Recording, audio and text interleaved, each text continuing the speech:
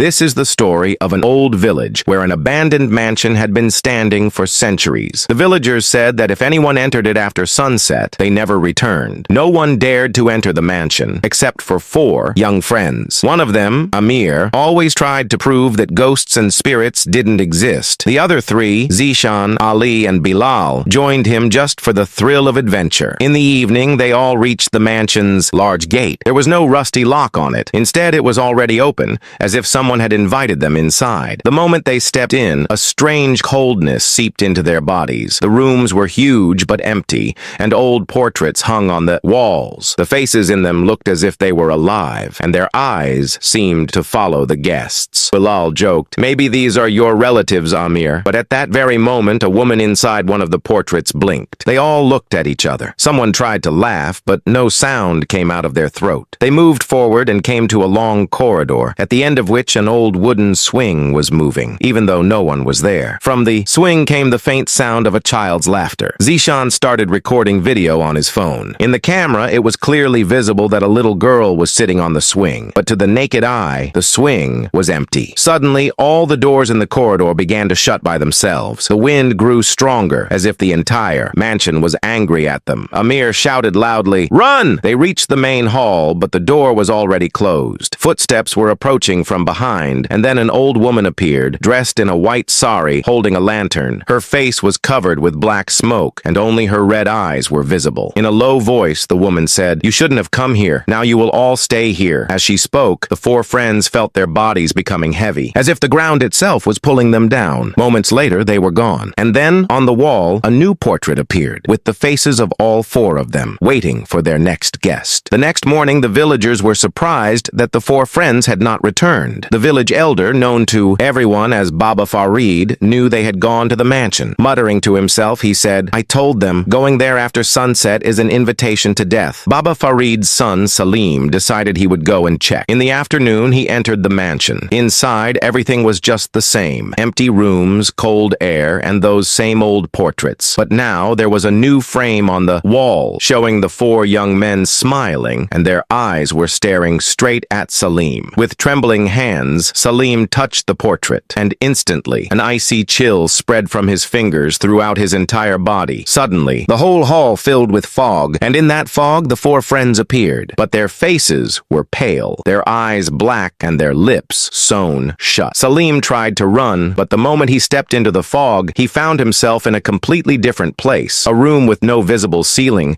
its walls covered with hundreds of portraits. Each picture showed different people from different eras, some in very old clothes, some more recent, but all with the same red, empty eyes. From behind, the same old woman's voice echoed, "This is our hospital. Here, every portrait is a patient, and every newcomer becomes a new picture." Salem saw the 4 friends slowly fading into the wall, as if something was swallowing their bodies. The woman placed her hand on Salim's shoulder. Her touch was so cold that he couldn't even breathe. Darkness covered his eyes, and when he regained consciousness, he found himself standing inside a portrait, frozen in place in one corner of the wall. From that day on, anyone passing near the mansion would see 5 faces with glowing red eyes peeking from a window, and if anyone stopped to look for too long, the next day their picture would be hanging on that same wall.